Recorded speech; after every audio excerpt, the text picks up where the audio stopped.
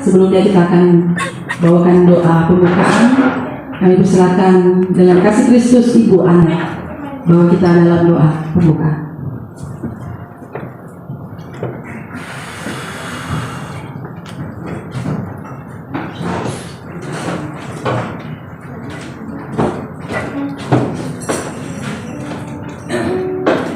Sebelumnya kita mulaikan acara ibadah, mari sama-sama kita berdoa. Gembala kami yang baik, Tuhan Yesus sebagai juru selamat kami. Di pagi yang indah ini Tuhan, kami menaikkan ucapan syukur, banyak terima kasih kepadamu karena atas berkat anugerah kasih sayang Tuhan, kami boleh tiba di tempat ini dengan segala selamat. Kami tahu ini bukan karena kami kuat, karena kami gagah, kami bisa, tapi sadarlah kami bahwa ini adalah penyertaan Tuhan yang selalu diberlakukan dalam hidup kami. Walaupun kami banyak kehilapan, banyak kelalaian, banyak kesalahan, banyak kekurangan di hadapan Tuhan, tapi Tuhan tidak mengingat semua itu. Sehingga di pagi hari yang indah ini kami boleh disempatkan kembali oleh Tuhan untuk datang di dalam Ka'bah Tuhan. Adalah satu bahagianya apabila kami boleh berjumpa dengan Tuhan di saat hari ini. Itu sebabnya Tuhan, sebelum kami memulaikan acara ibadah ini, kami mohon Tuhan kuduskan kami, kuduskan seluruh panca indera kami, agar kami layak menghadap Tuhan di hari ini. Tuhan, kami mau serahkan acara ibadah kami mulai dari awal, pertengahan hingga pada akhirnya. Biar Allah ambil pucuk pimpinan sepenuhnya, mulai dari musik, BL, singer, pendoa yang membawakan firman Tuhan. Mari Tuhan urapi khusus pada siang hari ini, pagi hari ini, agar kami boleh merasakan hadirat Tuhan ada di dalam setiap ibadah kami. Kuasa kegelapan yang seringkali mau mengganggu dalam acara ibadah kami sehingga kami tidak fokus, kami tolak, kami hancurkan dalam nama Yesus.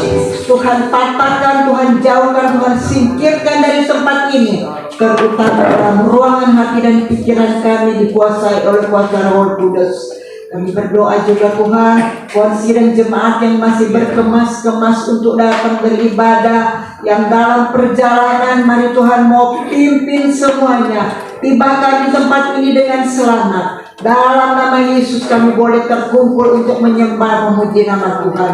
Biar Roh Allah ada di tengah-tengah ibadah kami boleh satukan hati kami untuk memuji Tuhan, menyembah Tuhan.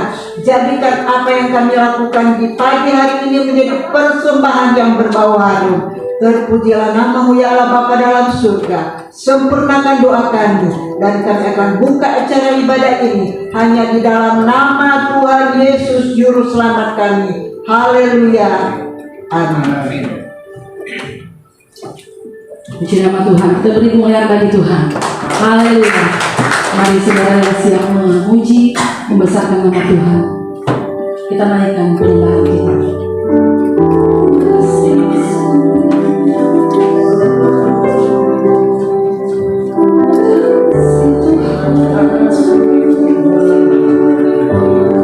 Ini setiap kerinduan kami Tuhan.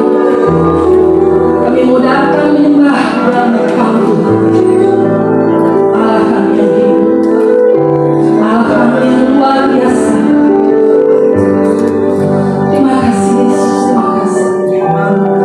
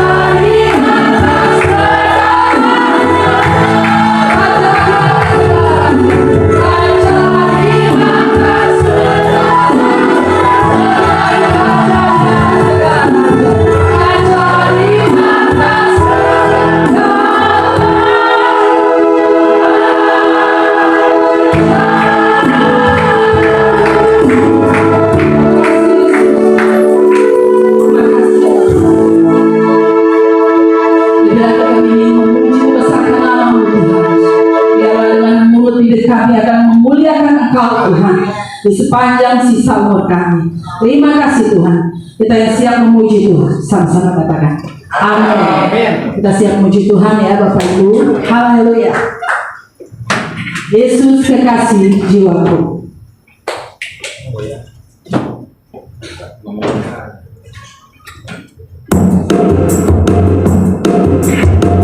Kita mau menyanyikan Tuhan. Haleluya.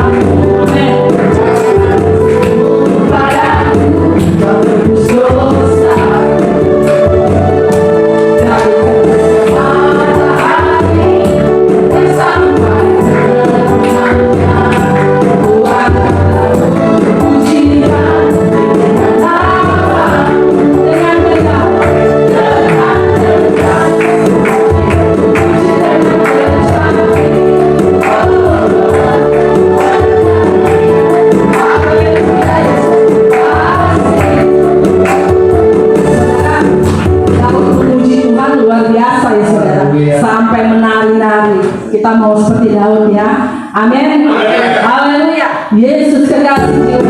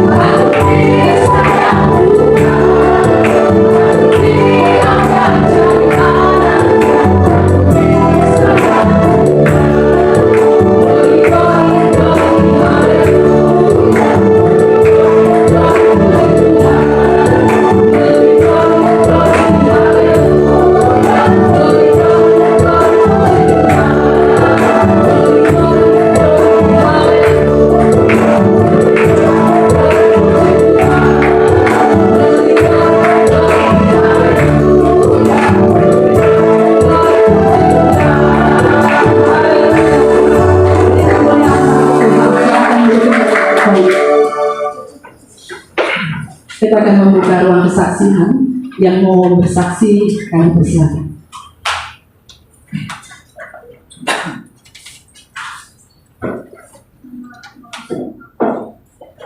Ada yang mau bersaksi, Bapak Ibu, memberi satu pujian atau kesaksian?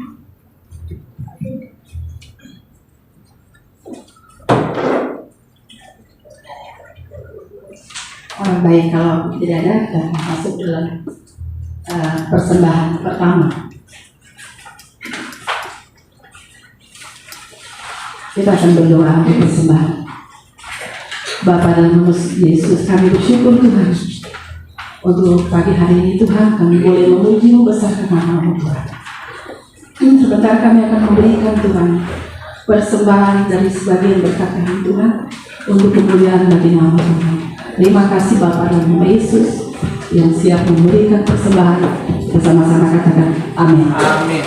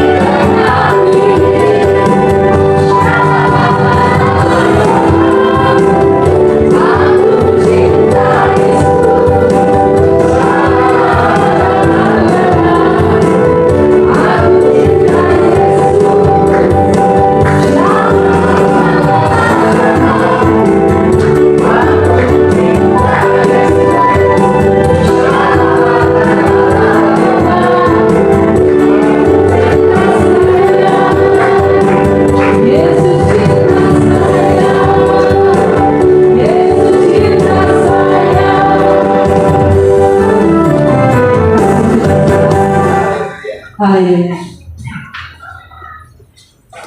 Mari saudara, kita akan siapkan hati kita untuk mendengarkan kebenaran firman Tuhan.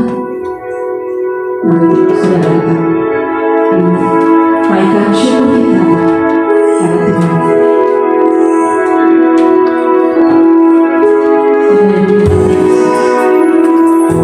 Terima kasih Allah Kudus. Inilah setiap kami Tuhan. Kami rindu Tuhan lebih lagi kepadamu Tuhan. Kami ingin mengalami Tuhan. Biarlah Tuhan pagi hari ini Engkau melawat setiap kami dengan Roh Kudus yang Engkau curahkan.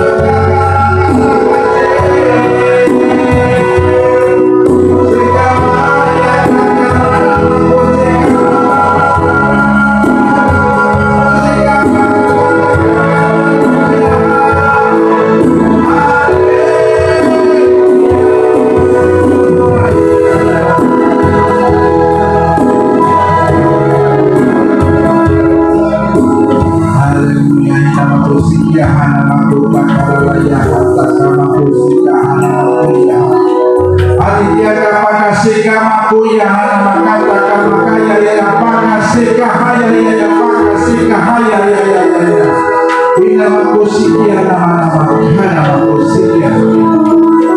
Segala kemuliaan bagi Tuhan, sebab Tuhan yang bertahta di atas bumi hujan kami. Kepada siapakah kami harus takut, karena Engkau di pihak kami. Siapakah lawan kami? Roh yang ada di dalam kami lebih besar daripada roh yang ada di dunia. Kemanapun kami melangkah, Engkau tidak pernah meninggalkan kami.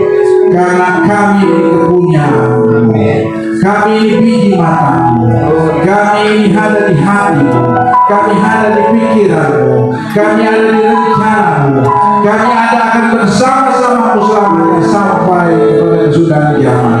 Bahkan kami bersamamu selama-lamanya, kekal dan kekal adanya.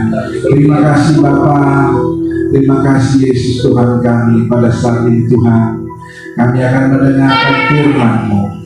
Firman-Mu akan menyatakan kesalahan kami. Firman-Mu akan mengajari kami, mendidik kami dalam kebenaran. Firman-Mu akan menginsafkan kami akan dosa, kebenaran, dan penghakiman. Firman-Mu membuat kami berjalan dalam kebenaran-Mu. Terima kasih Bapa. Kami rindu akan firman-Mu seperti rusa yang merindukan air. Demikian kami merindukan firman-Mu. Berikanlah firman-Mu bagi kami dan hamba-Mu sebagai alat di tangan-Mu untuk menyampaikan apa maksud Tuhan dalam hidup kami.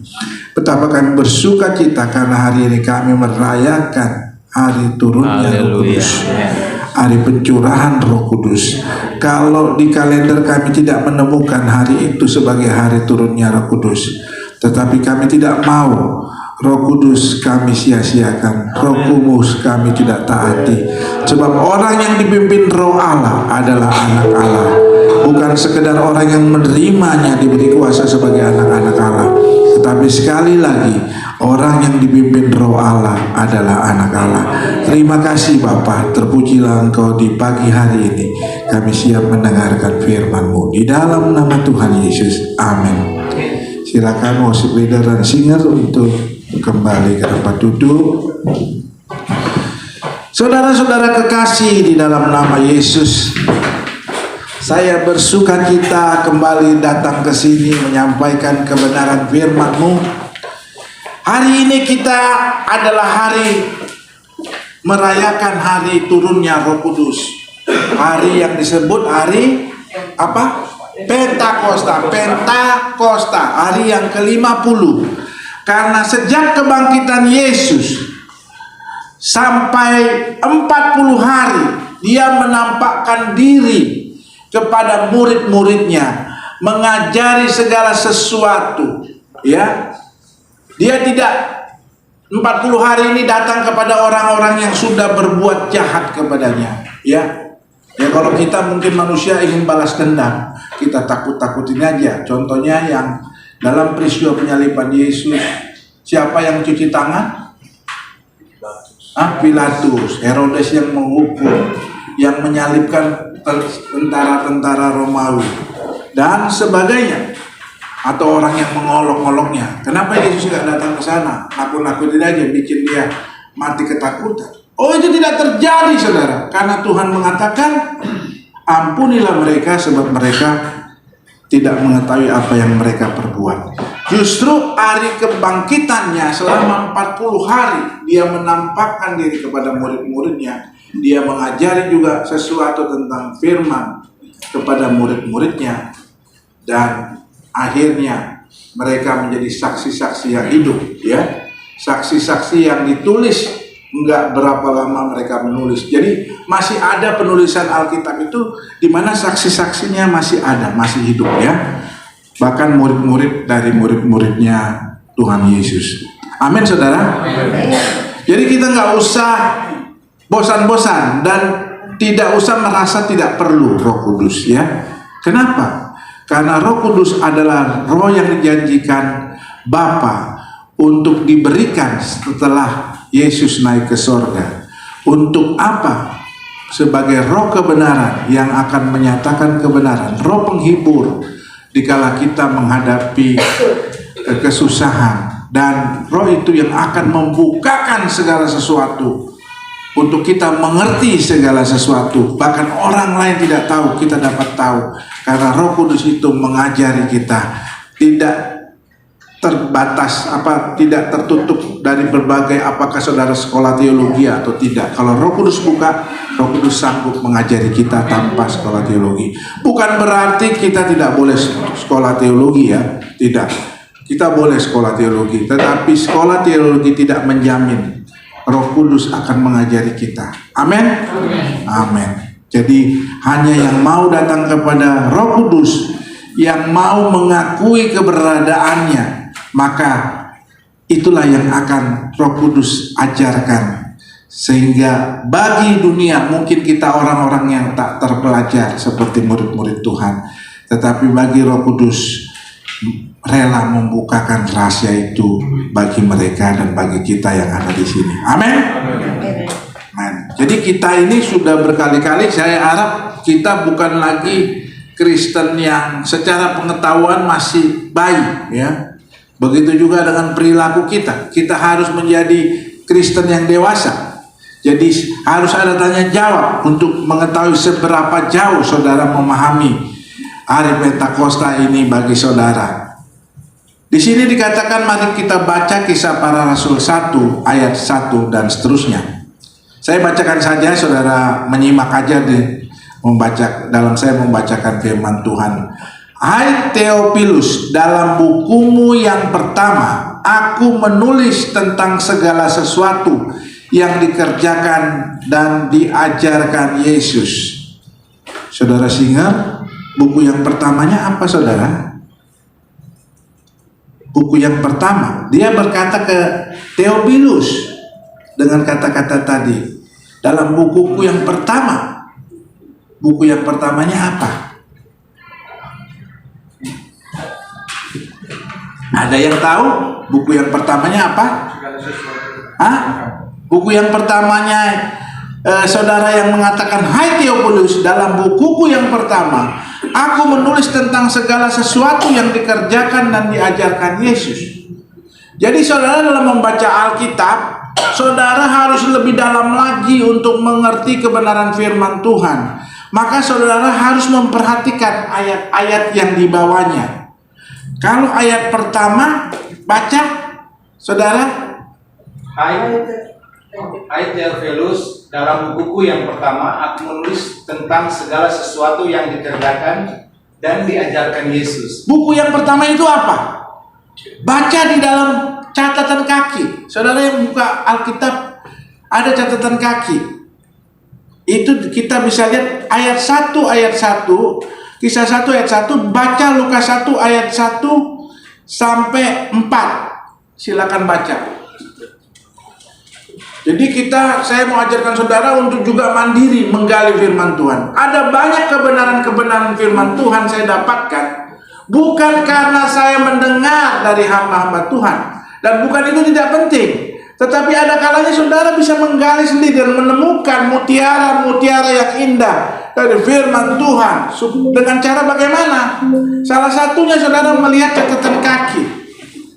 Jadi kalau saudara bingung dalam buku yang pertama yang mana, baca Lukas 1. Kalau baca di footnote-nya atau catatan kaki, Lukas 1 ayat 1 sampai 4. Silakan dibacakan.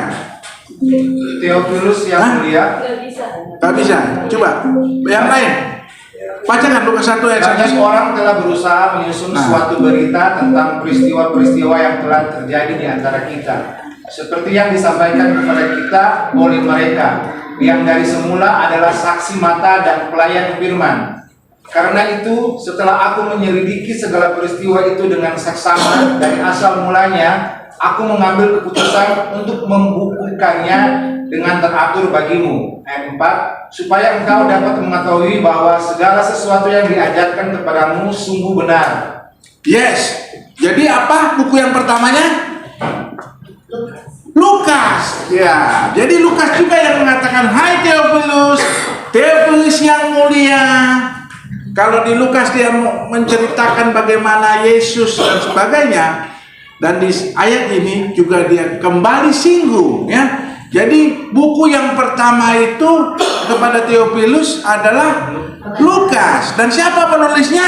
Lukas, yang dikenal dengan dokter atau tabib. Ya. Jadi kita bisa lihat, oh ternyata buku pertamanya itu Lukas. Yang kedua ini Kisah Para Rasul, ya. Amin, saudara. Amin. Iya. Di sini kita melihat ayat 1 sampai 4, Yesus melarang murid-muridnya untuk pergi karena harus menantikan janji Bapa. Di ayat 4, menantikan janji Bapa. Sebab Yohanes membaptis dengan air, tetapi tidak lama lagi kamu akan dibaptis Roh Kudus.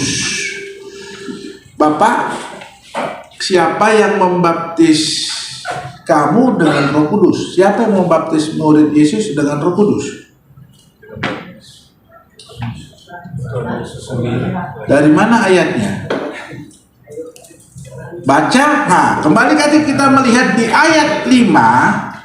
Itu kita baca di sini 1 Lukas Kisah Para Rasul 1 ayat 5, baca Matius 3 ayat 11. Betul, Tuhan Yesus yang membaptis murid-muridnya dengan Roh Kudus. Coba baca. Jadi kita baca Alkitab, lihat catatan kakinya. Lukas 1 ayat 5 itu menyangkut Matius 3 ayat 11, Markus 1 ayat 8, Lukas 3 ayat 16, Yohanes 1 ayat 3. Ya, jadi apa? Kita baca aja satu ayat, yaitu dari Matius. Matius 3 ayat 11, silakan baca. Matius 3 ayat 11. Kapan sudah bersedia? Bukan itu, Matius 3 ayat 11. Ayat 11. Aku membaptis kamu dengan air sebagai tanda pertobatan. Yes. Tapi ia yang datang kemudian daripadaku lebih berkuasa daripadaku, dan aku tidak layak melepaskan kasihnya. Ia akan membaptiskan kamu dengan Roh Kudus dan dengan api. Aku itu adalah Yohanes. Dan ia, siapa ia itu? Yesus. Jadi kalau ada sekarang ini banyak sekali mendiskreditkan apa yang kita percayai, padahal yang kita percaya itu Alkitabiah, ya. Dibilang tidak ada baptisan Roh Kudus. Baptisan Roh Kudus itu menyatu dengan baptisan air di dalam nama Bapa, Anak, dan Roh Kudus. Itulah disebut baptisan Roh Kudus. Apakah saudara menerima bahwa baptisan Roh Kudus adalah baptisan air? Menerima enggak? Kalau ada orang mengatakan baptisan Roh Kudus adalah baptisan air, menerima enggak? Bapak baju kuning, Bapak menerima enggak kalau ada yang bilang baptisan Roh Kudus ya baptisan air? Enggak, itu karena dibaptis dalam nama Bapa, Anak, dan Roh Kudus.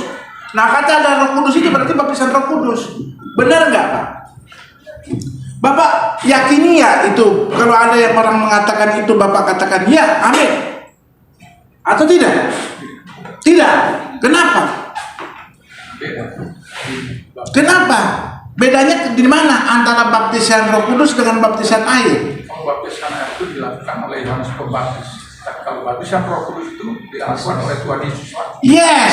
Jadi baptisan air itu bisa bukan cuma, kalau baptisan Yohanes hanya membaptis dengan pertobatan, tetapi murid-murid Tuhan membaptis dalam nama Yesus. Kenapa? Karena bukan sekedar tanda pertobatan, tetapi tanda menerima lahir baru di dalam nama Tuhan Yesus. Jadi percaya kepada Tuhan Yesus. Karena setiap orang yang percaya kepadanya tidak binasa, melainkan beroleh hidup yang kekal. Jadi jelas beda. Yang baru di dalam Matius 28 ayat 19 sampai 20, siapa yang membaptis? Murid-murid Tuhan. Katanya baptiskanlah mereka dalam nama Bapa, Anak, dan Roh Kudus. Amin. Jadi murid-murid Tuhan membaptis. Kita pun orang-orang percaya, hamba Tuhan bisa membaptis. Yang diberi wewenang untuk membaptis, kita bisa membaptis. Jadi baptisan air adalah baptisan yang dilakukan oleh manusia untuk menunjukkan dia telah percaya dan menerima Yesus, telah lahir baru sehingga dia beroleh keselamatan, karena setiap orang yang percaya kepadanya tidak binasa melainkan beroleh hidup kekal. Tapi baptisan Roh Kudus, tidak ada manusia bisa membaptis saudara dengan Roh Kudus selain Tuhan Yesus.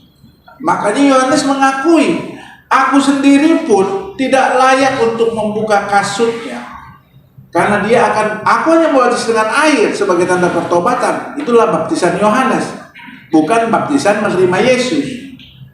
Tetapi dia akan membaptis kamu dengan Roh Kudus. Jadi kita harus ingat peristiwa Saul yang mengambil hak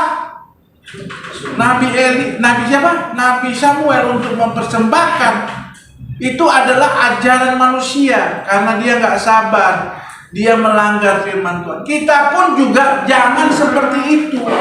Jangan kita menjadi tidak percaya adanya baptisan Roh Kudus. Amin. Jadi kalau saudara bilang baptisan Roh Kudus sama dengan baptisan, tidak, itu berbeda. Sebab yang membaptisnya manusia, sedangkan Roh Kudus yang baptis Yesus.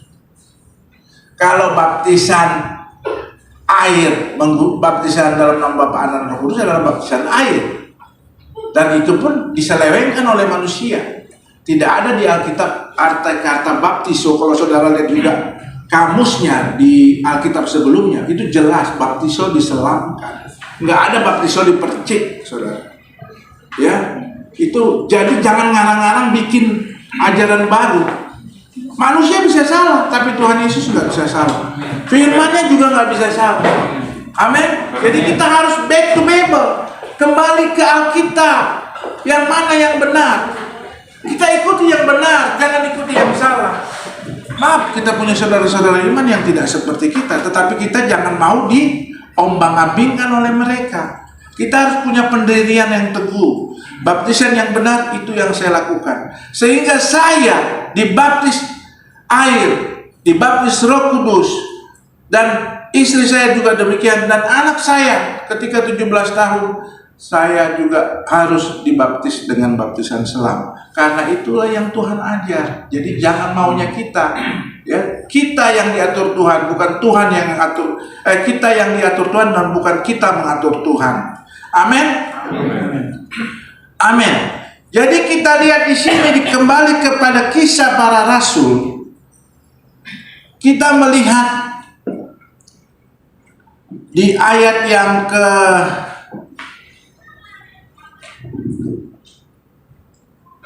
selanjutnya, di ayat 8, tetapi kamu akan menerima kuasa kalau Roh Kudus turun atas kamu, dan kamu akan menjadi saksiku di Yerusalem dan di seluruh Yudea dan Samaria sampai ke ujung bumi. Apa gunanya baptisan Roh Kudus? Agar kita memiliki kuasa, the power of God, ya.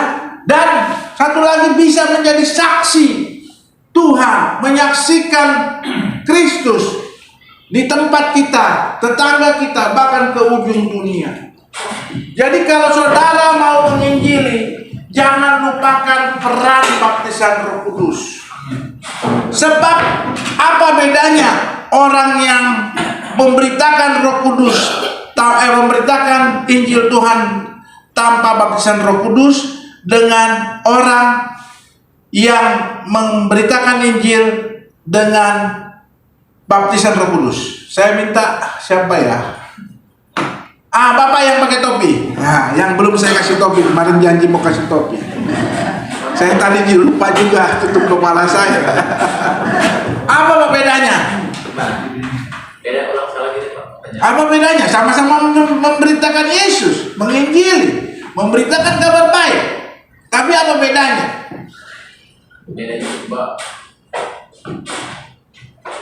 Bedanya nggak punya kuasa.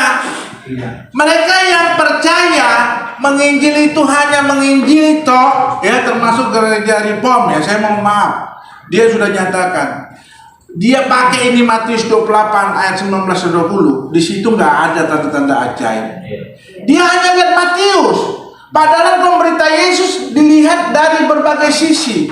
Dari Matius harus dilihat, dari Markus harus dilihat, dari Lukas harus dilihat, dari Yohanes harus dilihat ketika kitab Injil itu Nggak bisa hanya Matius saja. Kalau kita melanggar di dalam Markus, mana? Coba baca Markus 11. Kita harus lihat juga dari sisi Markus bahwa berita perintah amanat agung untuk memberitakan Yesus atau Injil Tuhan itu juga tidak hanya sekedar perkataan. Ya, saya mau tegaskan, kita tidak menganut hanya perkataan, tapi harus menyangkut kuasa, the power of God. Markus 11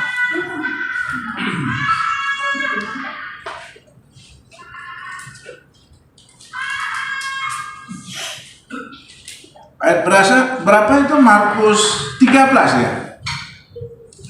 Saya bentar dulu, Markus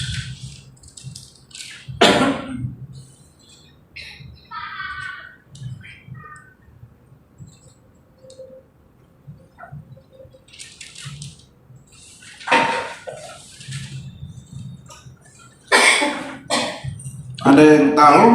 Oh iya, Markus 16, sorry.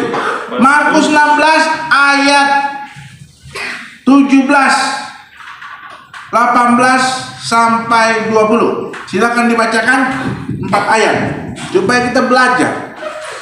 Beda apa yang Tuhan mau. Ternyata bukan cuma disuruh menginjili, bukan disuruh hanya membaptis dan mengajari, tetapi baca ayat 17 sampai 20. Tetapi sekarang pergilah. Markus 16 ayat 17 sampai 20. Baca. Tanda-tanda ini akan menyertai orang-orang yang percaya. Tanda-tanda ini akan menyertai orang percaya. Mereka akan mengusir setan-setan demi namaku. Mereka akan mengusir setan-setan demi namaku. Mereka akan berbicara dalam bahasa-bahasa baru. Mereka akan berbicara dalam bahasa-bahasa baru. Mereka akan memegang ular. Mereka akan memegang ular. Dan sekalipun mereka minum racun maut, mereka tidak akan mendapat celaka. Minum racun maut tidak akan mendapat celaka. Mereka akan meletakkan tangannya atas orang sakit. Amin. Dan orang itu akan sembuh. Orang itu akan sembuh ketika diletakkan tangan. Terus sesudah, perhatikan kata sesudah. Sesudah Tuhan Yesus berbicara demikian kepada mereka, terangkatlah ia ke sorga, lalu duduk di sebelah kanan Allah. Yes. Jadi ketika dia mau naik ke surga, dia mengatakan hal ini. Ya. Dan di ayat 20, bacakan. Mereka pun pergilah memberitakan Injil ke segala penjuru, dan Tuhan turut bekerja dan meneguhkan firman itu dengan tanda-tanda yang. Yes, jadi ada tanda-tanda yang menyertai murid-murid Tuhan. Gak cuma khotbah Amin, amin. bahwa Yesus itu penyelamat, tidak. Ada tanda. Itu modelnya Tuhan, tetapi manusia sering kurang-kurangi, nggak perlu itu. Yang penting Injil saja, yang penting pemberitaan saja. Padahal di sini jelas perintah Yesus itu bukan sekedar jadikanlah bangsa semua muridku, tapi dia tegaskan nanti kamu akan menerima kuasa. Kapan mereka menginjili? Ya setelah menerima Roh Kudus, menerima baptisan Roh Kudus, bukan langsung naik ke surga langsung memberitakan Injil, tidak. Maka jangan pergi dulu. Nah, mereka berkumpul di loteng Yerusalem. Mereka berdoa, ya, berdoa, memuji Tuhan, menyembah Tuhan, ya. Bisa juga berpuasa. Akhirnya terjadilah di Kisah Para Rasul 2. Silakan baca. Kisah Para Rasul 2 ayat 1 sampai 4.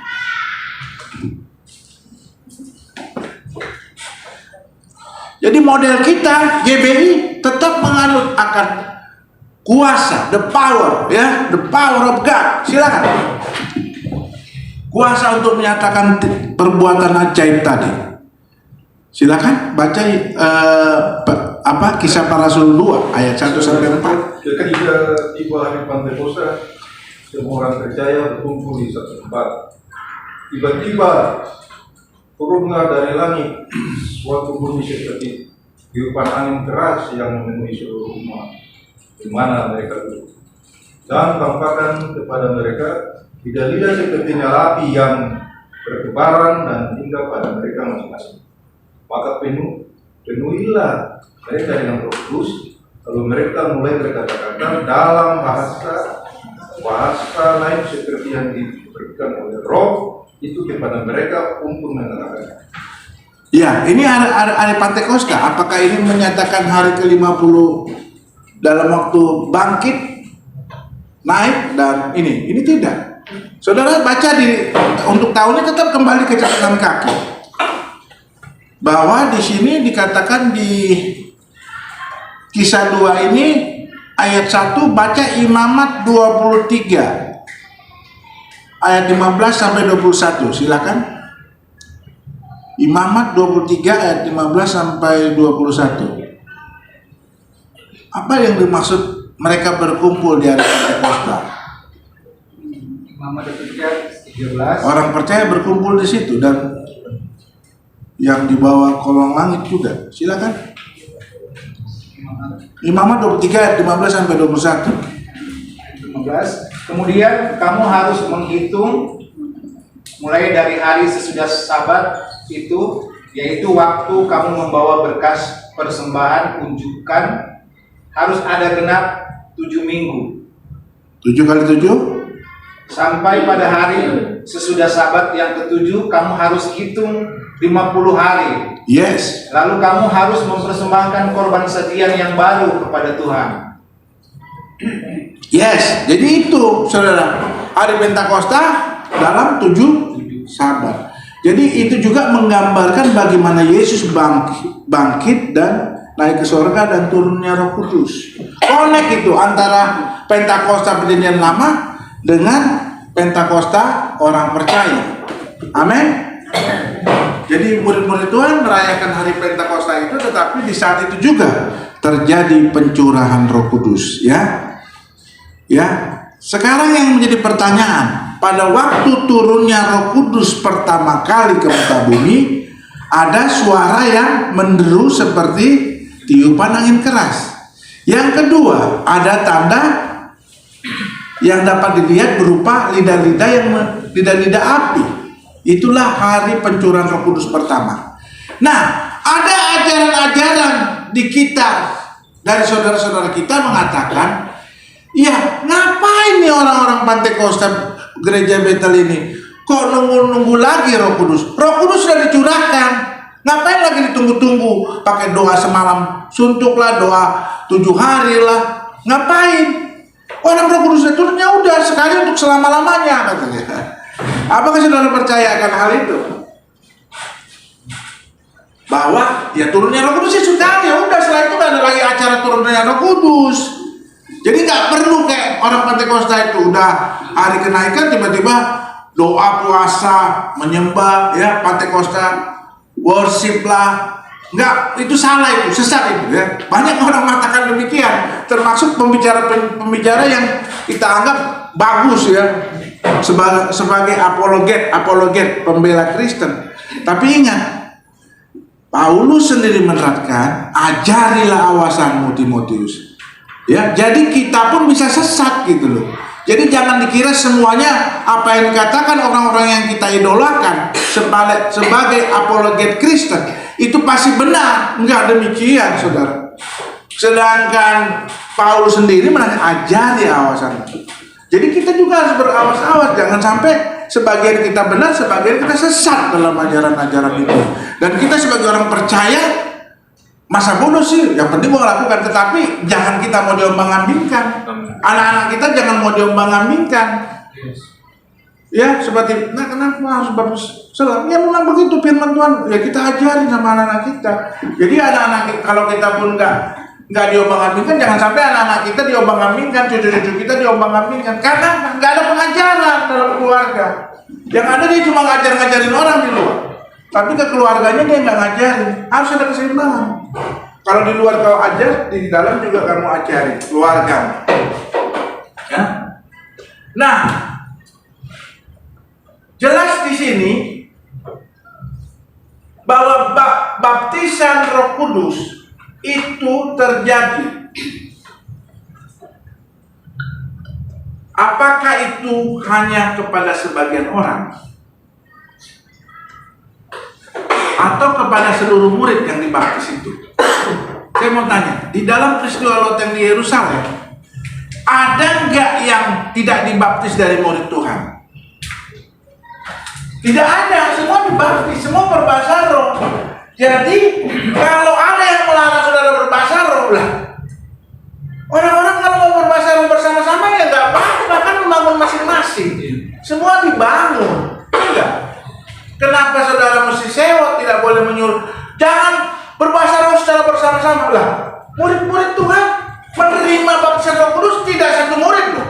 120 murid dibaptis oleh Roh Kudus. Mereka berbahasa baru, ya. Tapi kenapa bahasa katanya lagi bahasa roh itu bahasa yang dimengerti? Ini adalah pencurahan yang pertama. Memang setelah mereka berbahasa roh, tentu berbahasa yang bukan diajarkan manusia. Bahkan kalau kita melihat mereka bingung, ini mereka mabuk oleh anggur, ya. Kalau Paulus dalam jemaat dibilang mereka ini orang gila, bisa dianggap orang gila. Ya itu wajar karena nggak mereka mengerti bahasa yang termasuk mereka yang mengucapkan. Cuma di pencurahan pertama, rupanya translatornya langsung ke telinga masing-masing. Kok dia pakai bahasa Arab, kok dia pakai bahasa Kirene dan sebagainya. Jadi itu diterjemahkan atau bukan diterjemahkan, ditafsirkan langsung dengan mendengar di telinga masing-masing, sehingga nggak kacau. Cuma semua orang berteriak. Bagaimana saya bisa mendengar bahasa itu kalau semua bicara masing-masing? Nggak mungkin saudara mendengar. Coba semua orang berbicara di sini. Saya bisa mendengarkan, udah ketutup suara-suara orang lain, tetapi itu langsung didengar oleh yang mendengarkan di bawah, yaitu yang orang-orang Yahudi yang ada di bawah kolong langit dari berbagai bangsa, ya.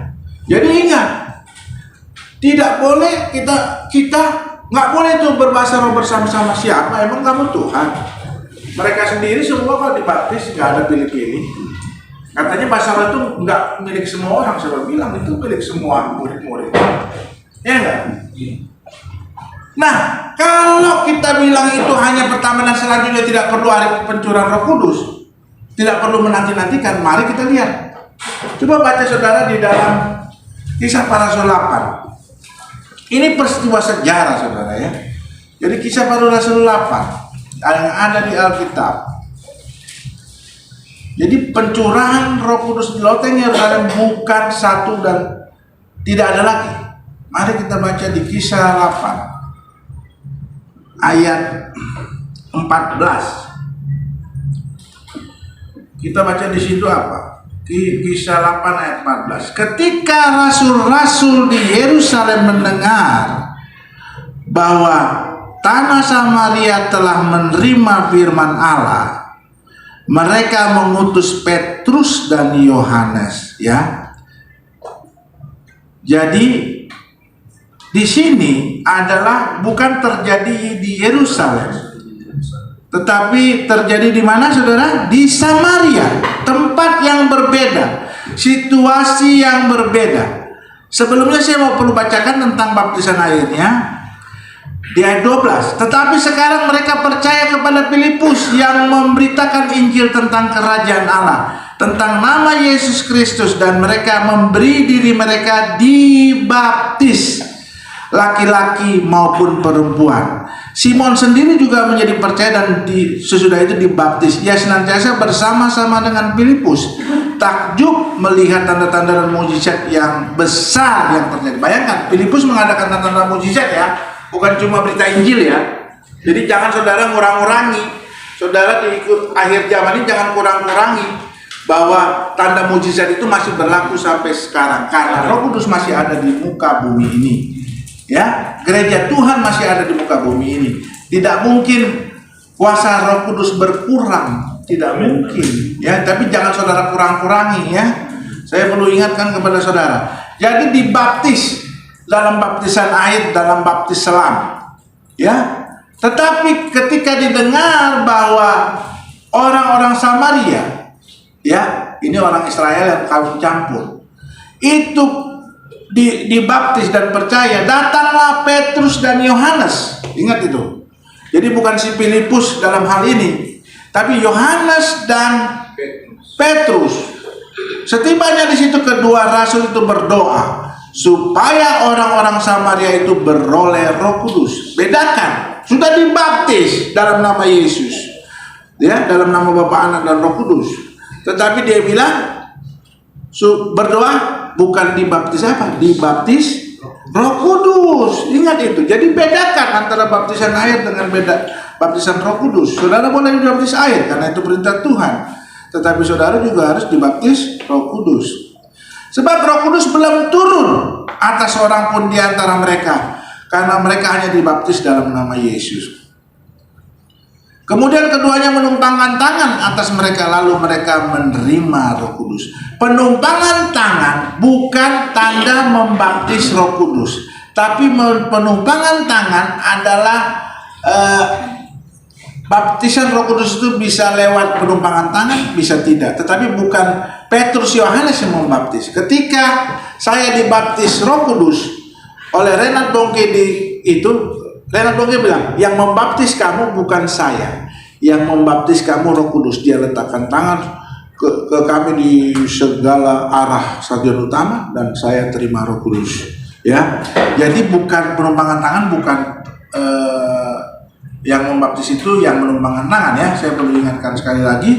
Sebab Roh Kudus belum turun atas seorang pun di antara mereka, dan mereka hanya dibaptis dalam nama Tuhan. Jadi hanya baptisan air, bukan baptisan dalam nama Roh Kudus, bukan. Ini hanya baptisan air. Sesudah keduanya menumpangkan tangan atas mereka, lalu mereka menerima Roh Kudus.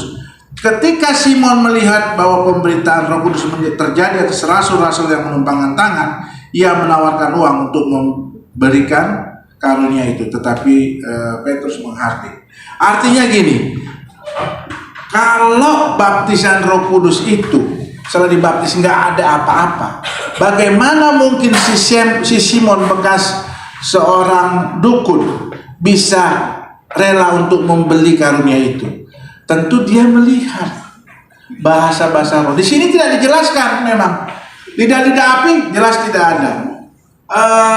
Suara menderu seperti yang topan tidak ada. Dan bahasa rohnya nggak dijelaskan.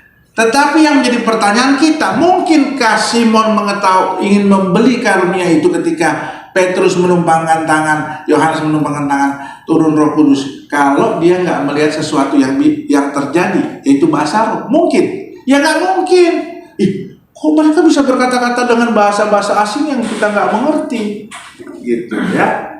Memang tidak dijelaskan, tapi kita mencari kedalaman suatu cerita ini, kita menemukan pasti ada sesuatu, yaitu bahasa roh. Jadi bahasa roh di loteng Yerusalem dan bahasa roh di Samaria itu tetap berlaku. Tapi yang nggak berlaku lidah-lidah api dan suara menderu, itu perbedaannya. Jadi hal ini menunjukkan bahwa ini nggak wajib hukumnya. Tetapi tetap Roh Kudus turun atas mereka oleh karena Yesus membaptis mereka di Samaria. Mari kita baca peristiwa yang ketiga. Ini bukan di Samaria, bukan di Yerusalem. Kita baca di ayat 10, Kisah Para Rasul ayat 10.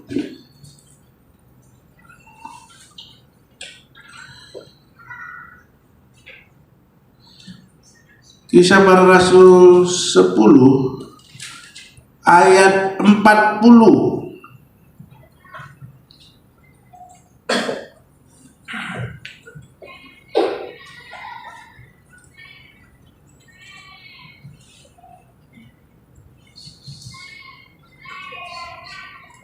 Silakan.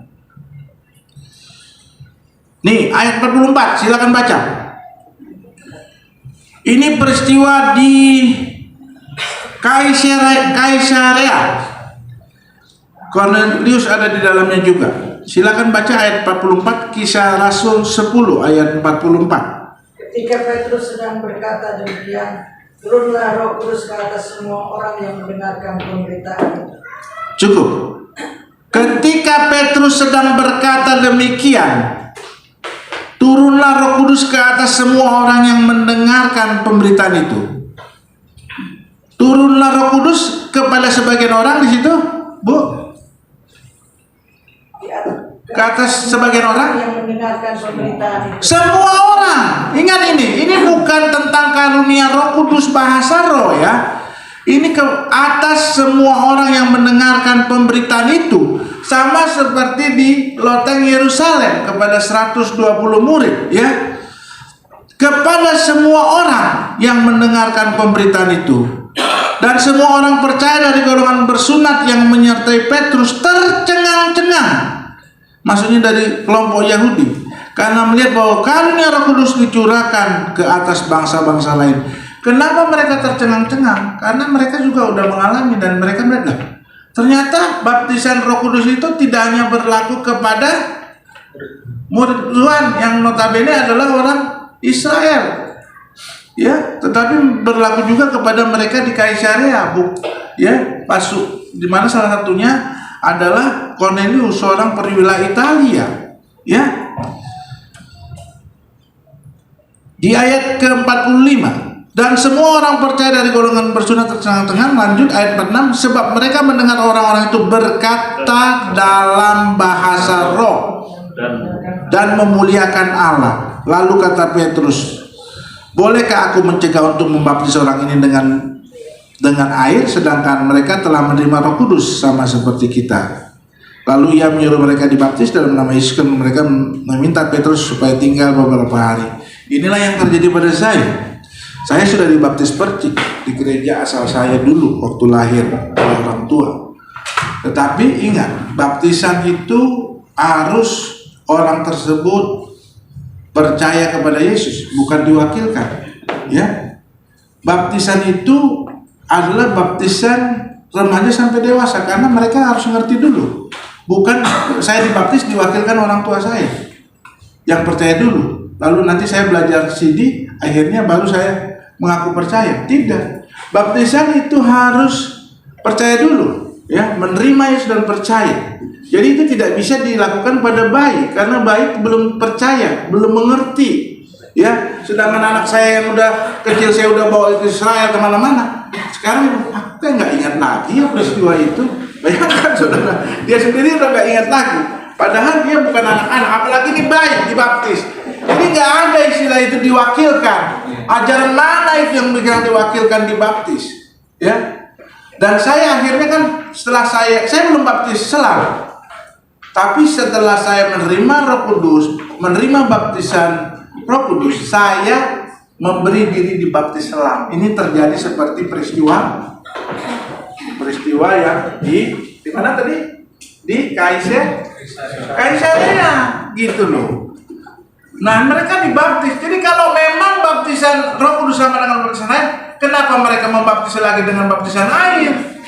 Nggak mungkin kan? Jadi semua itu sudah bertolak belakang dengan pendapat-pendapat yang mendiskreditkan ajaran kita. Padahal ajaran kita adalah ajaran yang benar menurut Alkitab, ya. Bukan disesatkan oleh dogma-dogma, oleh doktrin-doktrin yang nggak sesuai dengan Roh Kudus sendiri, ya. Banyak sekali doktrin-doktrin juga dikecewakan. Yang dikecewakan siapa? Roh Kudus, karena Roh Kudus tahu segala sesuatunya. Bahkan dia akan membukakan rahasia segala sesuatunya bagi kita yang mau dipimpin oleh Roh Kudus, ya.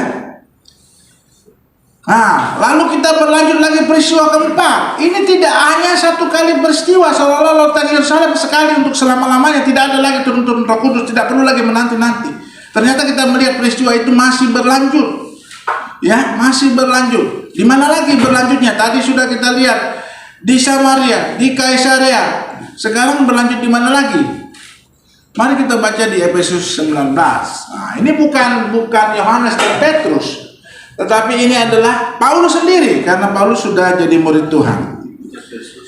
Efesus 19, kita baca lagi supaya kita belajar. Jangan mau diombang-ambingkan oleh pengajaran hari ini oleh siapapun, ya. Bahkan di Alkitab dikatakan oleh malaikat sekalipun, kalau itu tidak sesuai dengan firman Tuhan, tolak dalam nama Tuhan, ya. Karena ada malaikat yang menyesatkan, itu adalah iblis, ya. Seperti iblis disesatkan, itu malaikat-malaikat Tuhan dulunya, ya. Kisah Para Rasul 19. Di sini saya terangkan lagi tentang baptisan air berbeda dengan baptisan Roh Kudus. Efesus 19 ayat 13 ayat 2. Kisah Para Rasul 19 ayat 2. Kisah Para Rasul 19 ayat 2. Sudahkah kamu menerima Roh Kudus ketika kamu menjadi percaya? Akan tetapi mereka menjawab, belum, bahkan kami belum pernah mendengar ada Roh Kudus. katanya. Lalu kata Paulus kepada mereka, ayat 3, kalau begitu dengan baptisan mana kamu dibaptis? Jawab mereka, dengan baptisan Yohanes. Nah, kalau saudara dibaptis dengan baptisan Yohanes sebagai tanda pertobatan, itu belum sah. Kata Paulus, baptisan Yohanes adalah pembaptisan orang yang telah bertobat, dan ia berkata kepada orang banyak bahwa ia harus percaya kepada Dia yang datang kemudian itu daripada Yohanes, daripadanya, yaitu Yesus. Ketika mendengar hal-hal itu, mereka memberi diri mereka dibaptis dalam nama Tuhan Yesus. Ya enggak? Dibaptis. Tapi ingat, setelah dibaptis terjadi apa? Ayat 6. Ketika Paulus menumpangkan tangan di atas mereka, turunlah Roh Kudus atas mereka. Ini adalah penumpangan tangan, tapi bukan Paulus yang membaptis.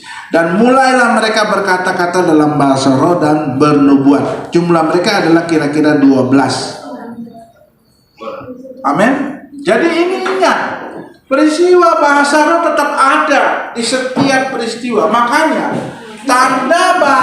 tanda dibaptis Roh Kudus, mereka bisa berbahasa roh. Ya. Kenapa? Saya bukan cuma teori, saya melaksanakan. Ketika siapa yang mau dibaptis Roh Kudus, Yesus yang membaptis kamu dengan Roh Kudus, saya angkat tangan. Lalu kami memuji Tuhan. Haleluya. Haleluya, haleluya. Lah, tiba-tiba lidah saya kok jadi ayeyu. Ini yang pertama ya. Yang pertama ayeyu ya maya. Ya, itu tidak saya kadang-kadang kan banyak orang mendesinkan bahasa roh. Ini bilang aja sembarangan. Laba-laba ya. Enggak. Itu memang gerak bahasa lidah, glosolali. Ya. Itu dorea, bukan karisma. Dorea dimiliki semua orang yang dibaptis Roh Kudus.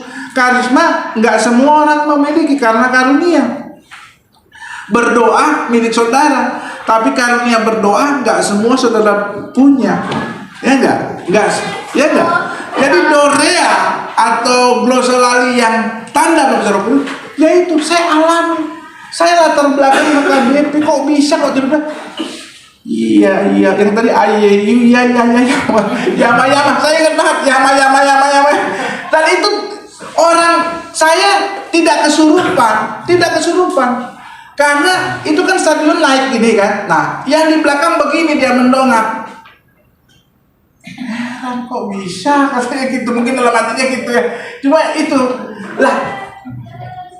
itulah bahwa orang bilang kalau bahasa roh itu baptisan Roh Kudus itu nanti saudara kesurupan. Enggak. Saudara sadar, bahkan saudara sementara mengucapkan saudara bisa melihat mereka keheranan. Ya. Jadi jangan takut dibilang keheranan. Nanti kamu kan aja jangan lo nanti kamu tiba-tiba dikasih roh setan. Ya enggak? Dikasih roh setan kamu katanya. Saudara percaya kalau saudara minta Roh Kudus kepada Tuhan, Tuhan kasih roh setan? Apa ayatnya? Ya, coba baca salah satu orang. Jadi jangan mau disesatkan oleh berita. Jangan lo bahasa roh, nanti lo kena kerasukan setan kayak yang di Amerika sana. Coba baca Lukas 11 ayat 13. Berarti kalau itu terjadi, itu namanya apa? Tuhan bohong dong. Masa Tuhan bohong? Nggak mungkin dong. Masa Tuhan bohong? Ya nggak yang ada kita bohong. Kalau Tuhan bohong nggak pernah bohong dia. Coba baca Lukas 11 ayat 13. Jadi jika kamu yang jahat tahu memberi pemberian yang baik kepada anak-anakmu, apalagi Bapamu yang di surga. Bapa di surga. Ia akan memberikan Roh Kudus kepada mereka yang meminta kepada. Itu janji Tuhan dan Tuhan tidak pernah tinggalkan. Asal apa? Minta kepada Bapa.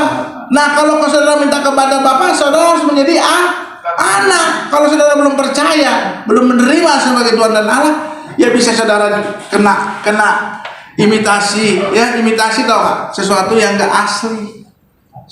Tapi kalau saudara dalam Tuhan saudara minta Roh Kudus, jangan takut nanti gua kena bahasa setan lagi, ya seperti serigala berbulu domba, sepertinya bahasa roh. Itu pernah saya lihat loh. Dia bahasa-bahasa tertentu, kok ini kayak bahasa roh. Saya tanya kepada mereka yang suku situ, ini bahasa adat kamu? Oh, enggak. oh dia ngeledek saya. Dia ngeledek saya pakai bahasa roh. Jadi iblis itu tahu saya bisa berbahasa roh. Dia ngeledek saya berarti ini. Ya, padahal dia bukan berbahasa roh, bukan berbahasa adat mereka, tetapi bahasa yang dibuat-buat. Ya itu ada di dalam dunia ini, ada imitasi, ada yang asli, ya enggak? Itu nggak bisa dimungkir. Tapi kalau saudara sebagai orang percaya takut minta Roh Kudus, nanti takutnya bukan Roh Kudus, itu saudara salah. Baca ayat ini. Meminta ikan tidak mungkin dikasih ular. Meminta telur tidak mungkin dikasih Tuhan kalajengking. Meminta roti tidak mungkin Tuhan kasih batu. Itu Tuhan udah janji. Kalau Tuhan udah janji, setiap anaknya yang meminta pasti dikasih Roh Kudus, bukan dikasih Roh Kudus, ya. Bukan dikasih Roh Kudus. Ada kan Roh Kudus kan? Ada. Orang-orang yang tidak percaya, tidak menerima baptisan Roh Kudus, bahasa roh, seringkali di gerejanya nggak ada yang bisa berbahasa roh. Satu pun. Kalau mereka bilang, ya kan itu karunia, ya. Ternyata satu pun dari anggota gereja itu nggak ada yang bisa berbahasa roh. Yang ada banyak yang menghisap Roh Kudus. Itu nggak boleh terjadi. Kalaupun ada mungkin di kita 1-2, tetapi di mereka umumnya. Dengan bangganya, dia ada seorang temannya istri saya datang. Aku baru mau jadi penatua.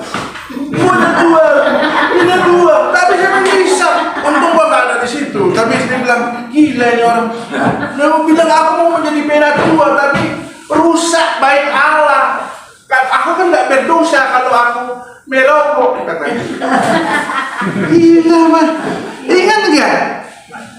Dia udah melanggar firman apa? Jangan kamu diperhamba sesuatu yang nggak berguna. Bukan sesuatu itu semua berguna. Maka jangan memakai itu. Bukan sesuatu itu. Jangan kamu diperhamba. Ketiga, dia meniru ajakan iblis.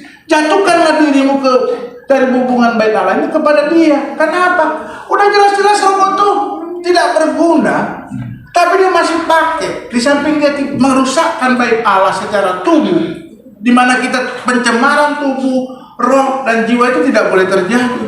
Dia cemarkan. Dia bilang tidak berdosa, merokok. Mau kita seperti itu? Sedangkan saya sampai berbusa-busa kasih tahu sama ibu jadi perokok pasif resikonya apa? 3 kali lebih rugi dari perokok aktif. Karena perokok aktif dia isap, dia buang, tapi ibu isapnya terus. Apalagi di dinding-dinding ini nggak ada rokok, nggak ada puntung, kita isap tuh nikotin. Apa akibatnya buat ibu hamil? Akan menghambat aliran darah ke janin. Otomatis walaupun mamanya makan bagus, gizinya bagus, naik berat badannya 1-2 kilo per bulan, tapi bayinya nggak menerima asupan yang baik. Akhirnya terjadi apa? Intrauterine growth retardation atau intrauterine growth retardation. Artinya pertumbuhan janinnya terhambat. Akibatnya berat janin tidak sesuai masa kehamilan. Kalau grafiknya begini ada 3, dia di bawahnya gitu loh. Belum lagi resiko-resiko lain, kanker dan sebagainya. Makanya perokok pasif jangan mau. Kalau saya bilang kalau suami nggak mau bertobat, nggak mau merokok, masih merokok, jangan di rumah, jangan dekat ibu. Ketika dia datang bawa rokok ininya, tubuh apanya ini, bajunya cuci, baru mandi dulu, baru ketemu ibu. Gitu. Nah, makanya jadi enak sama enak yang merokok menikmati dosanya yang bagi mereka aku tidak berdosa kalau merokok. Padahal udah jelas-jelas melanggar firman Tuhan. Iya enggak? Nah itulah kasihan saya bilang. Akankah saya hidup di dalam gereja yang seperti ini? Bukan merasa saya lebih suci, tapi mau nggak saya hidup di sini? Saya jadi pasif smoker di tengah-tengah mereka. Ya, ketika saya saya akan menghisap asap rokok mereka. Mereka kan orang-orang yang egois, masa-masa peduli. Mau lo 3 kali lebih rugi kayak mau apa kayak, yang penting gue hidup senang. Dan ini tidak dosa bagi saya. Ya bahkan ada seorang pendeta udah habis khotbah belum habis ibadah dia udah merokok di belakang. Astaga, dunia sudah terbalik, saya bilang. Masa dia merokok, saking nggak tahannya dia itu diperhamba sama rokok itu, ya, diperhamba.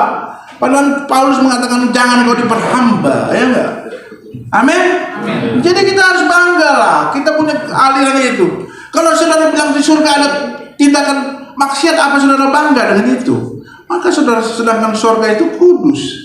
Lah kita bisa berpikir, logik dong, logik. Mau nggak saudara hidup supaya enak dengan saudara-saudara seiman yang satu darah dan sebagainya, tapi saudara jadi rusak, jadi melanggar firman Tuhan. Jadi bukan menyenangkan Tuhan, tapi menyenangkan manusia. Tinggalkan sesuatu yang tidak membangun saudara. Untuk apa? Bukan kalau kita terdominasi. Kita sendiri tahu. Ini restoran A enak, restoran B kurang enak. Kita pilih A nggak? Pilih A. Itu juga berlaku dalam kehidupan rohani kita. Di mana kita dapat dibangun dengan suatu kebenaran yang hakiki, ya, disitulah kita harus bercokol, harus menancapkan kita mau diproses di sini, ya.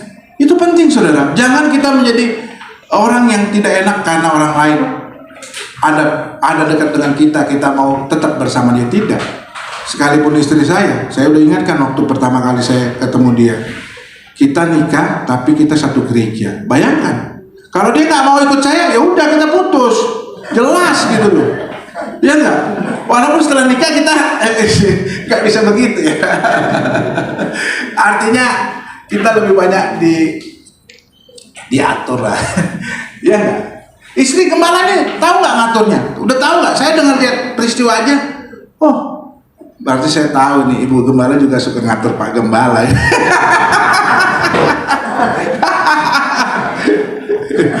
Lihat, jadi kita bisa mempelajari, oh iya dia suka ngatur nih. Jadi gitu, maksud saya gini, kita kembali kepada pokok. Kita ini masing-masing dewasa, pilihlah gereja di mana Roh Kudus dipersilakan dengan baik untuk leluasa. Jangan kita terikat dengan tata ibadah. Memang tata ibadah tidak menyelamatkan, tetapi tata ibadah bisa tidak membangun kita kalau itu seremonial. Ya, saya bisa mengusir setan ketika itu bukan karena saya belajar dari gereja saya mula-mula. Gereja saya mula-mula nggak mengajar bagaimana cara mengusir setan, tapi gereja kita mengusir setan dan kita berkemenangan. Itu bukan cuma omong. Jadi kita harus cari gereja yang benar-benar hidup sesuai dengan kuasa-kuasa Tuhan. Ketika gereja itu mendiskreditkan kuasa perbuatan ajaib, kita tinggalkan, ya enggak? Masa ada gereja bilang, kamu berdoa untuk kesembuhan boleh, tapi jangan kamu tumpangan tangan buat orang sakit. Lah, kok dia malah yang ngatur-ngatur kita padahal kita sudah ikut firman Tuhan? Ya nggak bisa. Ya, kita berhak hidup dalam kuasa Tuhan sampai hari ini. Bukan karena Alkitab itu sudah sempurna, sudah dikanonisasi, maka kita juga tidak perlu tanda mujizat. Tidak ada itu. Itu rumus dari mana? Itu namanya ngarang, ya. Saya tidak berlama-lama lagi, cukup ini aja supaya saya ingatkan kembali di hari Pantekosta ini. Saudara yang belum menerima Yesus, saya tidak mau mengetahui siapa saudara yang belum menerima baptisan Roh Kudus, tetapi saya mau supaya saudara minta, ya, karena saudara belum menerima. Dan itu hak kita semua yang percaya. Amen. Seperti 4 peristiwa tadi jelas, semuanya dibaptis Roh Kudus, ya. Amen. Bisa berbahasa roh, bukan karisma tapi dorea, ya. Karena karisma harus diartikan, dorea tidak perlu diartikan, karena itu membangun masing-masing pribadi. Amin. Mari kita tunduk kepala, kita menyanyi. Tim singer, worship leader, silakan ke depan. Berhembus curahkan Tuhan hujan roh-Mu.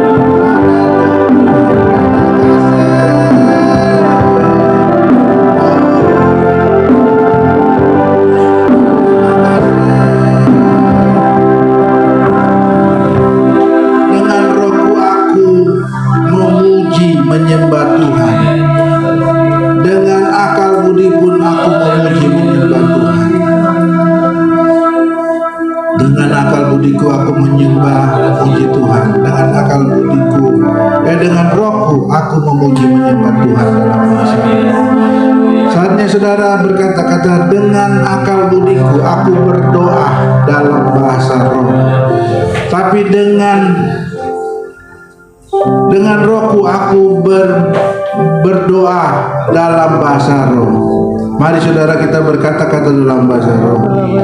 Ina makaci sikemikuna makata kasekahana makata makasekahana makoya hana makasekahana makota kama ana makasikia kama na makota kama kata makasekahana makana makaseka haye ni mikota kama na mataka makarala ya hana makasekahana makoye hana makoye itikia makasike makahana makaseka ya hana makoye hana makata makaseka maya ya makata kata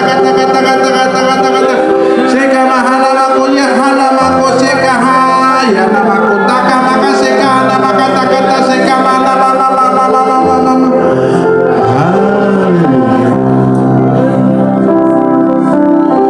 haleluya. Berhembuslah Roh Kudus, saya serahkan kepada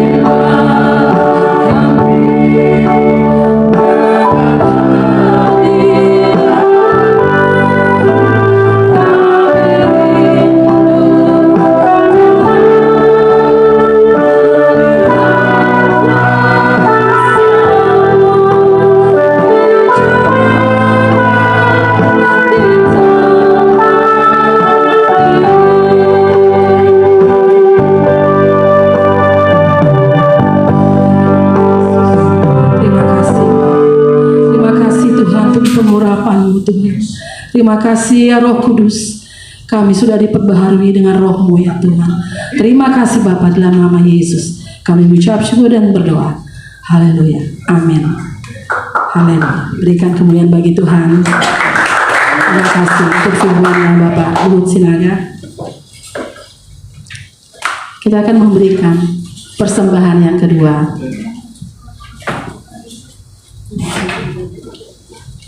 Menang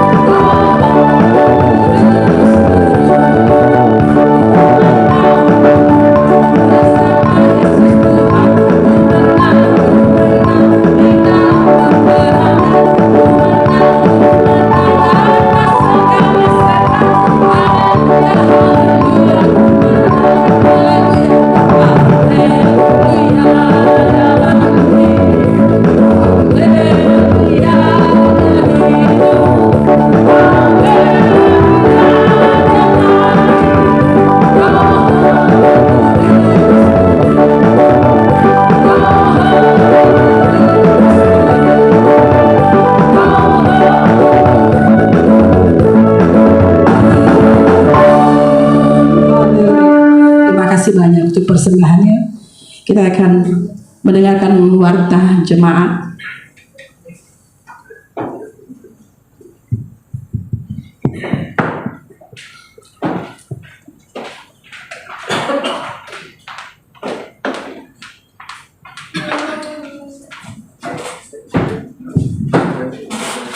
Puji Tuhan, kita semua diberkati pada siang hari ini. Selamat hari Pentakosta buat jemaat terkasih. Terima kasih untuk kebenaran firman Tuhan yang disampaikan oleh Pak Dokter. Semakin diberkati bersama dengan Ibu Dokter Diana dan juga Gracia. Terima kasih untuk yang bertugas pada siang hari ini, untuk WL, singer, pemusik, kolektan, pendoa, guru sekolah minggu, dan ada ketambahan lagi, puji Tuhan. Proyektor adik kita Nanda, puji Tuhan, dan juga setiap kita yang boleh hadir pada siang hari ini. Tuhan Yesus berkati kita semua. Pengumumannya setiap hari Selasa Bapak Ibu kita ada doa Selasa, dan hari Kamis ada doa puasa. Kalau misalkan mau ambil waktu hari Selasa boleh, Kamis pun boleh, Selasa Kamis juga boleh, puji Tuhan. Dan kita boleh ambil waktu setiap hari untuk berdoa selama 1 jam. Waktunya boleh bebas, Bapak Ibu boleh tentukan sendiri di rumah. Dan doa pengurapan setiap hari Kamis jam 6 sore di rumah Bapak Gembala. Dan juga doakan terus kerinduan kita, kerinduan setiap jemaat untuk kita bisa mendapatkan tempat ibadah di lantai 1 ya Bapak Ibu. Bagi Tuhan tidak ada yang mustahil. Dan pengumuman berikutnya, selamat apa pengucapannya ya, happy wedding anniversary Bapak Cindy dari Beleda. Puji Tuhan, terus rukun, Tuhan yang dilibatkan terus dalam rumah tangga. Dan juga hari ini ada Ibu Teli yang juga boleh bertambah usia. Tuhan semakin memberkati Ibu Teli di usia yang baru, semakin cinta dan mengasihi Tuhan. Memang nggak bisa hadir ya. Puji Tuhan, Tuhan berkati kita semua. Saya undang kita untuk jemput berdiri. Nanti doa tutup dan doa berkat oleh Bapak Dokter.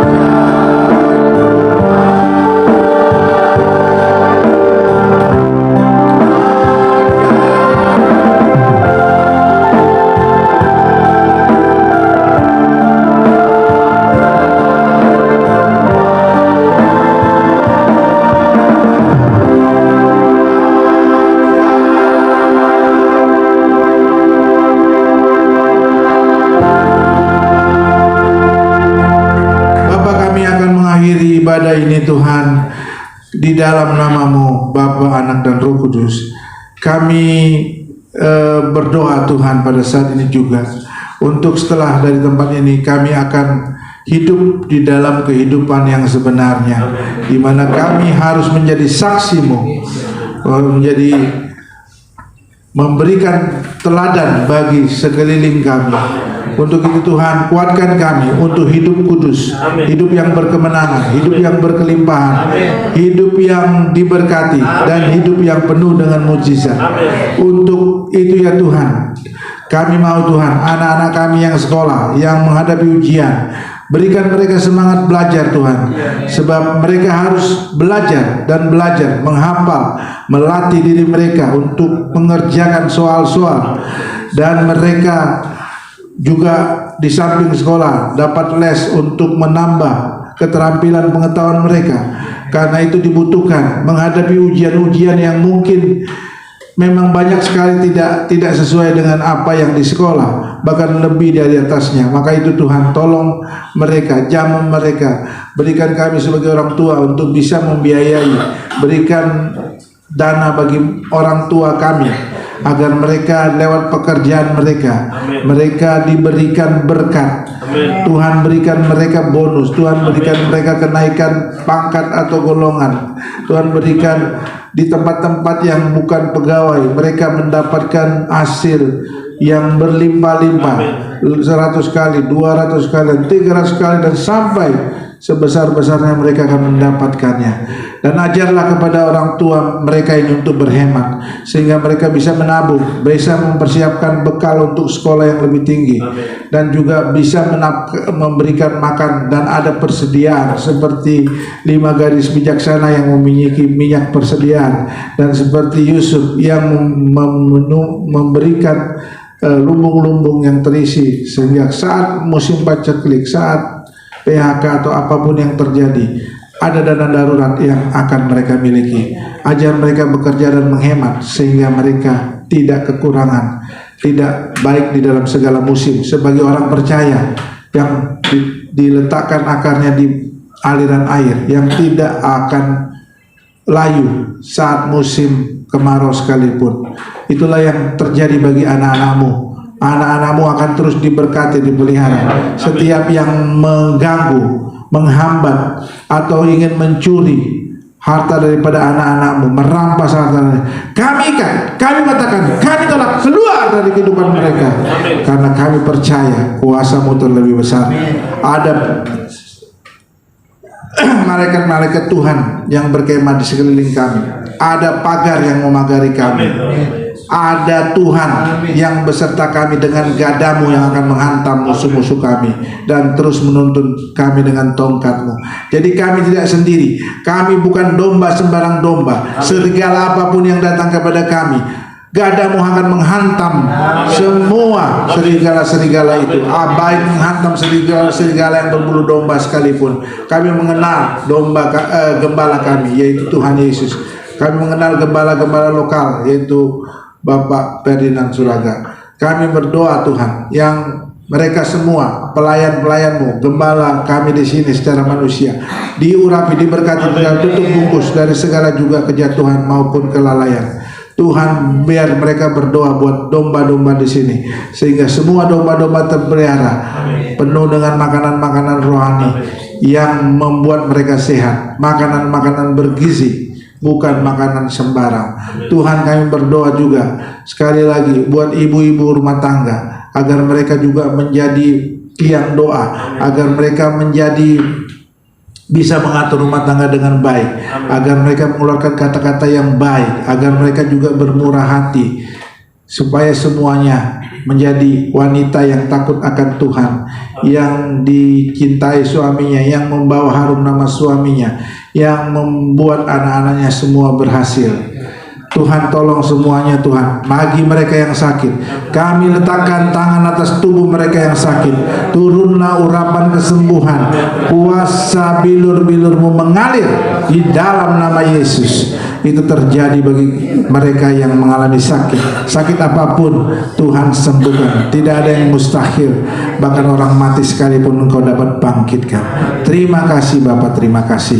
Terima kasih Yesus. Akhirnya saudara-saudara, pulanglah dalam kasih karunia Bapa dan persekutuan dari Tuhan Yesus dan persekutuan Roh Kudus menaungi saudara-saudara sekarang dan sampai sama-sama, sampai Tuhan datang kembali, di dalam nama Bapa, Anak, dan Roh Kudus, di dalam nama Tuhan Yesus.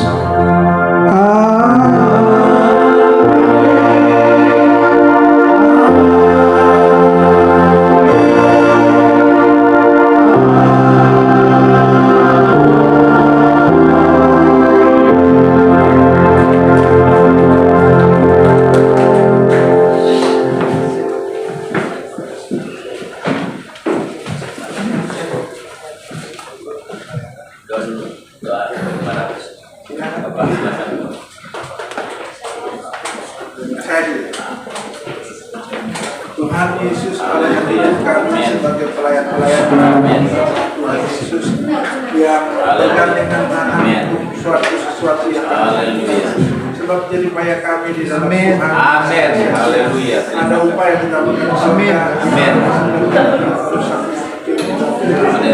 Kami bangga Tuhan, kami bukan yang membuat perbedaan, tapi karena Tuhan menjaga iman kami. Tuhan kami pelayan kami, supaya kami tetap memelihara menjaga supaya kami jangan jatuh dalam segala kehidupan. Tuhan kuatkan kami juga untuk terus melayani. Amin. Berkat firman kami, karena Yesus sudah terus melayani. Tetap senang dan damai. Amin. Terima kasih Bapa. Amin.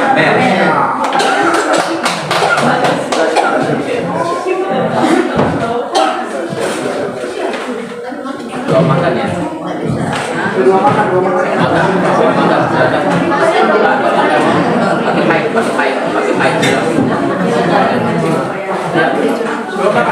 Doa makan. Bu, doa makan. Oh, terima kasih dahsyat. Dan kita doa makan. Bapa dalam surga, kami ucap syukur kepadamu ya Tuhan atas kebaikan-Mu ya Bapa. Kami sudah beribadah kepadamu ya Tuhan. Kami sudah dikenyangkan oleh kebenaran firman-Mu ya Tuhan. Terima kasih Bapa, dalam kebenaran firman menjadi berkat bagi kami. Dan pada saat ini ya Bapa sudah tersedia ya Tuhan hidangan ya Bapa, semua ini daripadamu ya Tuhan. Kami memohon kepadamu ya Bapa, biarlah kami boleh mendapatkan kekuatan, kesehatan daripadamu ya Tuhan. Berkati makanan ini ya Bapa, dan berkati tangan-tangan yang sudah menyediakan ya Bapa. Berikan mereka berkat yang berlimpah. Di dalam nama Tuhan Yesus kami berdoa dan mengucap syukur. Haleluya. Amin. Bagi